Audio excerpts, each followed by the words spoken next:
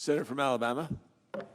Mr. President, I ask unanimous consent that Jacob Walker, here my intern, have privileges of today, March the 1st. Without objection. Thank you, Mr. President. Mr. President, I do solemnly swear or affirm that I will support and defend the Constitution of the United States against all enemies, foreign and domestic, that I will bear true faith and allegiance to the same, that I take this obligation freely without any mental reservation or purpose of evasion, and that I will well and faithfully discharge the duties of the office on which I'm about to enter. So help me God. Mr. President, that's the oath that we all take once we become senators of the United States. Mr. President, just imagine that you are Allison and John Phillips. Last Thursday afternoon, you get a phone call from law enforcement in Athens, Georgia. The voice on the other end of the phone says that your daughter has been murdered by an illegal immigrant. I cannot imagine what that feels like. I cannot even begin to understand the shock and sadness and anger. Laken Riley was a nursing student at Augusta, Georgia this past year. Wednesday morning, she went out for a jog on campus of the University of Georgia. She never came back. Police found her body in the woods a few hours later, around noontime. She was covered with blood and injuries from head to toe. An autopsy found that she died of blunt force trauma to the head. The charging documents in this case say that her skull was disfigured. This was a brutal murder of an innocent young woman. Laken Riley was just 22 years old. She had her whole life ahead of her. She had a bright future. Now that future will never be realized. You know, I spent 40 years of my life on college campuses. I dedicated my life to coaching young adults. But I wasn't just a coach, I was also a mentor. There's nothing more heartbreaking than losing a promising young person like Laken Riley. And I want to offer my condolences to the Laken family. Our number one commodity in this country is our young people. Laken's death is even more heartbreaking because it could have been prevented and should have been prevented. On Friday night, police arrested and charged Jose Antonio Ibarra with malice murder, felony murder, aggravated battery, aggravated assault, false imprisonment, kidnapping, and hindering a 911 call. Jose Ibarra is an illegal immigrant from Venezuela. In other words, he should never have been in this country in the first place. This brutal and horrific murder would have been prevented if Joe Biden and Democrats had done their job by enforcing the law. Jose Ibarra crossed the southern border in El Paso in September of 2022, a year and a half ago. He was paroled into our country, and I'll talk about parole here in just a minute. His social media accounts show that he went from El Paso to New York City. New York is a sanctuary state and a city.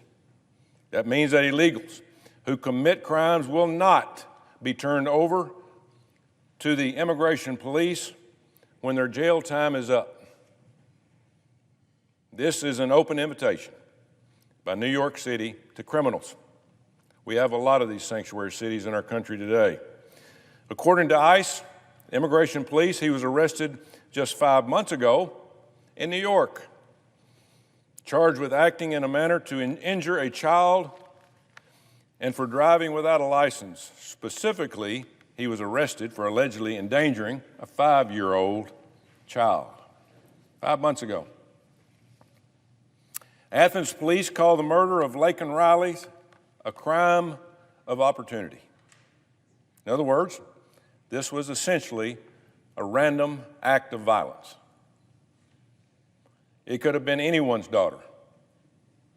She did absolutely nothing wrong.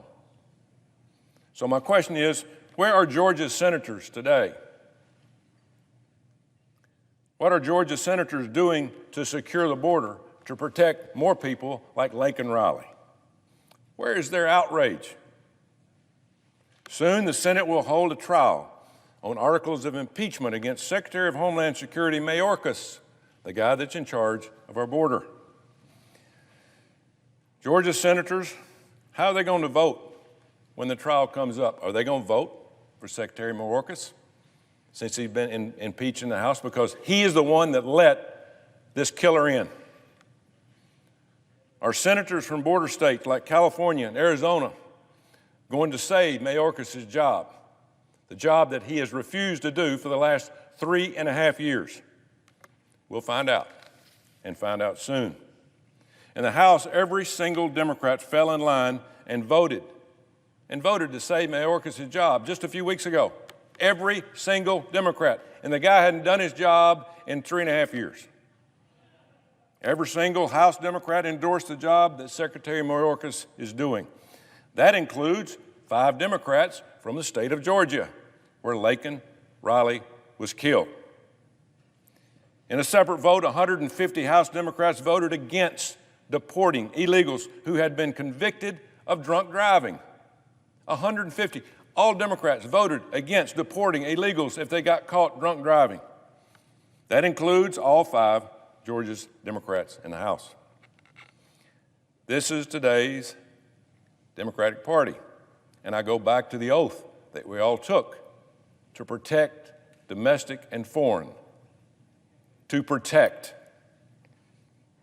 Are Senate Democrats going to put their political careers on the line by continuing to support the least popular president in modern history who has not done his job at the border? We'll soon find out. Are they going to stand beside somebody that's broken the law? If Laken Riley were my daughter, Secretary Mayorkas would have a lot more to worry about than a pending impeachment trial. He'd need to go into hiding. It's embarrassment to this country of how these people are holding people accountable under the law. I would do everything in my power to ensure he never forgot her name and that his inaction led to her death. Blood is on his hands. I cannot possibly understand what this family is going through today. But for open borders, all the open border crowd, she is just collateral damage. Just somebody else, been murdered, won't be talked about again, don't worry about it. All we care about is votes, all we care about is power. To Democrats in this administration, Laken Riley is just another sacrifice on the altar of woke ideology. The blame for this crime lies with this administration and with the Democratic